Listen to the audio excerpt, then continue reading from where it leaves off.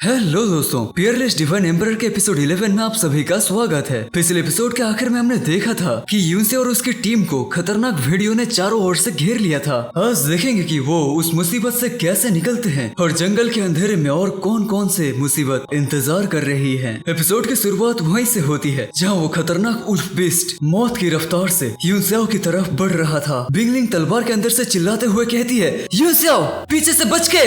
लेकिन यूनसेओ घबराता नहीं। उसने बिंगलिंग की शक्तियों को अपनी ताकत के साथ जोड़कर एक पावरफुल स्लैश अटैक उस भेड़िए की तरफ किया। इससे पहले कि वो कुछ भी समझ पाता, उसका काम खत्म हो गया। अपने लीडर को मरते देखकर बाकी सारे भेड़िए दुम दमाकर वहाँ से भागने लगे। कुछ देर बाद सभी लोग आग जलाकर आराम से बैठे थे। वो अनजान लड़की जो उनकी लीडर थी अंगड़ाई लेते हुए कहती है, अगर हम और आगे गए तो हम ग्रेट डेजोलेट माउंटेन रेंज के अंदर आ जाएंगे, जो पहले से कहीं ज्यादा खतरनाक होगा। तभी जुओ चिंगफेंग उस टकले आदमी की तरफ इशारा करके कहता है, खतरे की बात छोड़ो, असली मसला तो यह है कि हमारे बीच ही कोई गड़बड़ करने वाला है। वो टकला आदमी खड़ा होकर कहता है, आखिर तुम कहना क्या चाहते हो? जुओ चिंगफेंग कहता है कि अभी तुमने जानबूझकर उस उल्फ बीस्ट को अंदर आने दिया। तुम्हारा प्लान इस भाई यानी यूनसेओ को मरवाने का था ना? तुमने एक बार भी हाथ नहीं उठाया। इसे गड़बड़ करना नहीं तो और क्या कहेंगे? टकलू घमंड से कहता है कि ये डिमोनिक बीस्ट लो लेवल के थे, मुझ जैसे 6th लेवल ची मार्शल रियल्म के मास्टर के बिल्कुल भी लायक नहीं। जुओ चिंगफेंग को गुस्सा आ जाता है, लेकिन तभी उनकी लीडर वो लड़की बोलती है, जब पैसे लिए हैं तो काम भी पूरी मेहनत और ईमानदारी से करो। अगर अब किसी ने भी गड़बड़ करने की कोशिश की तो अभी यहाँ से दफा हो जाओ। उसके बाद जुओ चिंगफेंग यूनसेओ के कंधे पर हाथ रखकर कहता है, तुम उस बंदे से थोड़ा सावधान रहना। लेकिन यूनसेओ उस लड़की की तरफ देखकर अपने मन में सोचता है, मुझे लगता है सबसे ज्यादा सावधान रहने की जरूरत उससे है। कुछ देर बाद जब सब लोग एक साथ आगे बढ़ रहे थे, माहौल कुछ अजीब सा था। तभी वो टकला आदमी आगे आकर यूनसेओ को धक्का देते हुए कहता है, तुम किसी काम के नहीं हो, हिम्मत है तो मेरे साथ आगे आकर रास्ता दिखाओ। यूनसेओ को तो बहुत गुस्सा आ रहा था, लेकिन जुओ चिंगफेंग उसे रोक लेता है। जैसे यूनसेओ आगे बढ़ने लगता है, उसकी तलवार बिंगलिंग अचानक चमकने लगती है। यूनसेओ एक जगह रुककर सबको चेतावनी देता है, आगे खतरा है, सब लोग सावधान हो जाओ। टकलू हंसते हुए कहता है, अगर डर लग रहा है तो सीधा बोलना, बहाने बनाने की क्या जरूरत है, फट्टू कहीं के। तभी यूनसेओ को कुछ महसूस होता है। वो ऊपर की तरफ देखकर चिल्लाता है, ओए टकलू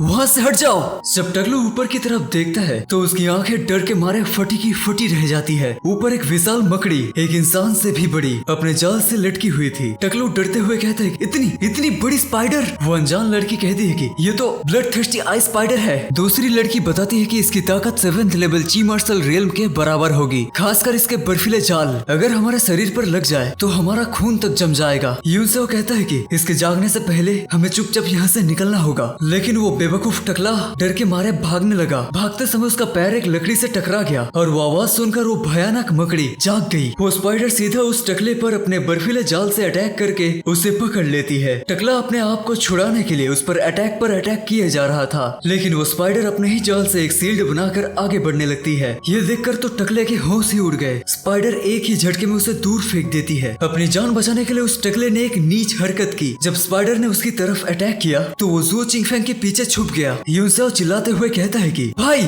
वहाँ से हट जाओ। जब यूनसेओ देखता है कि जुओ चिंगफेंग बच नहीं पाएगा तो वो अपनी पूरी पावर एक्टिव करके बिजली की रफ्तार से उसे वहाँ से बचा लेता है और वो जाल जुओ चिंगफेंग की बजाय उस टकले को ही जकड़ लेता है। वो बेचारा तो एक जिंदा मम्मी जैसा लग रहा था। टकलू डरते हुए कहता है कि बचाओ बचाओ, मुझे कोई तो बचाओ। ये देखकर यूनसेओ अपनी तलवार निकाल कर आगे बढ़ता है। वो अपनी डेथ स्वॉर्ड पॉइंट से उस स्पाइडर पर हमला करता है, लेकिन स्पाइडर बच जाती है। ये देखकर यूनसेओ के बाकी साथी भी उस स्पाइडर पर एक साथ हमला कर देते हैं, लेकिन स्पाइडर को तो एक खरोच तक नहीं आई। यूनसेओ हैरान होकर अपनी तलवार से उस पर अनगिनत स्लैश अटैक करता है। इस बार सारे हमले उस स्पाइडर को जा लगते हैं और वो जख्मी होकर वहाँ से भागने लगती है। लेकिन तभी उसके सामने वही मिस्टीरियस मास्क वाला बंदा आ जाता है और एक ही पाम अटैक से उसका किस्सा वही खत्म कर देता है। जुओ चिंगफेंग यूनसेओ को शुक्रिया कहता है। वहीं वो टकला अभी भी चिल्ला रहा था। जुओ चिंगफेंग गुस्से से कहता है, अभी तुमने मुझे अपनी ढाल बनाया और अब चाहते हो कि मैं तुम्हें बचाऊं? सपने मत देखो। यूनसेओ उस टकले के पास जाता है और एक स्लैश मारकर उसे आजाद कर देता है। फिर और क्या, टकलू एहसान मानते हुए कहते हैं कि छोटे भाई आज से हमारे बीच की सारी दुश्मनी खत्म। तभी वो लड़की जिसे अब से हम लीन कहेंगे आगे आते हुए ठंडी आवाज में कहती है, आखिरकार तुम दोनों का मसला तो खत्म हुआ, तो फिर तुम्हारी और मेरी दुश्मनी का क्या होगा? ये कहकर वो लीन उस टकले को गले से पकड़ते हुए कहती है, तुम्हारी जो हालत है अब तुम किसी काम के नहीं हो। मेरे काम करने का पहला वसूल है वक्त रहते बेकार चीजों से पीछा छुड़ाना। और फिर वो उसे एक ही धक्के से मार डालती है। ये देखकर सब उसकी रूह कांप जाती है। लीन मुस्कुराते हुए कहती है कि आप लोगों को घबराने की कोई जरूरत नहीं, मैं कोई पत्थर दिल इंसान नहीं हूँ, लेकिन शर्त यह है कि आप लोग मेरे काम के होने चाहिए। बिंगलिंग यूनसाओ से कहती है इस औरत की ताकत उस हुआंग टोंग से भी ज्यादा है, इसे यहाँ आने के लिए हमारी जरूरत नहीं थी। हमें हायर करने के पीछे इसका जरूर कोई मकसद है, वो हमें इतनी आसानी से जाने नहीं देगी। यूनसाओ बिंगलिंग की बात समझ जाता है और अपना हाथ ऊपर करके कहता है मैं रुक रहा हूँ, और बाकी लोग भी रुकने का फैसला करते हैं। लीन कहती है कि चलो हम बस पहुँचने ही वाले हैं, और इसी सस्पेंसफुल मोड़ पर हमारा ये एपिसोड यहीं पर हो जाता है खत्म।